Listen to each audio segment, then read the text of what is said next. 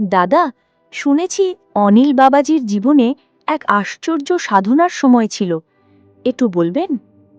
হ্যাঁ, তা তো এক অলৌকিক অধ্যায়। পড়াশুনো ও চাকুরি ছাড়ার পর কলকাতায় ১ বছরাধিকাল থাকার পর পুনরায় বাংলাদেশের শম্ভুপুর বাড়িতে আসেন ১৯৫২-৫৩ সালের দিকে। ফিরেই কি তিনি সাধনার পথ ধরলেন? প্রথমে কিছু পরিবর্তন দেখা গেল। মাছ খাওয়া চিরতরে ত্যাগ করলেন, সাধারণ পোশাক পরতেন। মুখে সবসময় ধর্মীয় আলোচনা, সংসারে উদাসীনতা। লোকজন তখন থেকেই তাকে অনিল সাধু বলে ডাকতে লাগল। তারপর? একদিন শুরু করলেন কঠোর অনাহার ও বাক সংযম। না খেয়ে, না বলেই ধ্যানে বসে থাকতেন বাড়ির পিছনের ঝোপ জঙ্গলে। দিনের রোদ, রাতের ঠান্ডা, বৃষ্টিও থামাতে পারেনি তার ধ্যান। কতদিন ধরে? দীর্ঘ ৯ মাস। শুধুমাত্র জগদীশবাবুর সঙ্গে মাঝে মাঝে সামান্য কথাবার্তা, তার মা বাবার খবর নেওয়ার জন্য। খাবার দিত কেউ?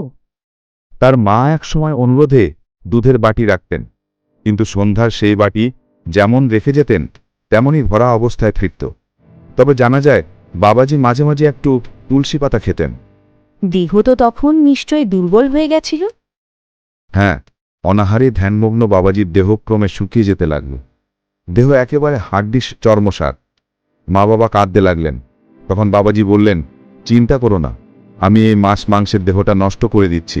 দেবদেবীরা পাহারায় আছেন, ভয় নেই। শ্যামা মা নিজে এসে সব সামলে দেন। এমন অলৌকিক অভিজ্ঞতা কি কেউ দেখেছে? হ্যাঁ, জগদীশবাবু একদিন দেখেন একটি বিষধর সাপ বাবাজির এক হাত পেছনে ফনা তুলে আছে। বাবাজি পূবমুখী হয়ে ধ্যানাবস্থায় বসা। আওয়াজ দিলে সাপটি কামড় দিতে পারে, আবার ধ্যানভঙ্গের অপরাধ। এভাবে প্রায় দেখে তিনি বিচলিত হয়ে পড়েন।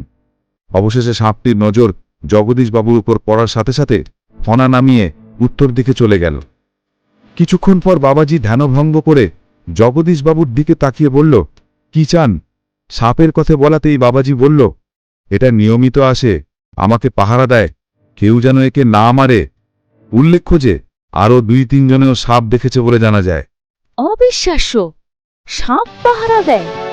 এমন ঘটনাই তো প্রমাণ করে বাবাজির ঈশ্বর লাভের প্রতি একাগ্রতা। সত্যিকারের সাধনা মানেই এমন আত্মনিবেদন। জয় নিতাই গৌর হরি বল।